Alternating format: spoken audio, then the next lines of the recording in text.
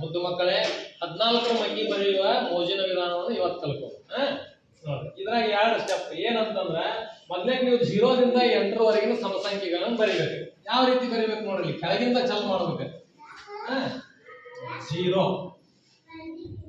0 2 4 6 8 ಇದ ಸೇಮ್ ಇಲ್ಲೂ 0 2 4 6 8 ಇದು ಒಂದನೇ ಸ್ಟೆಪ್. ಎರಡನೇ ಸಲ ಸ್ಟೆಪ್ನಾಗ ಏನ್ ಮಾಡ್ಬೇಕಂದ್ರ 1ರಿಂದ 14ರವರೆಗಿನ ನಂಬರ್ಗಳನ್ನು ಬರ್ಕೋಬೇಕು. ಹೆಂಗ್ ಬರ್ಕೋಬೇಕು?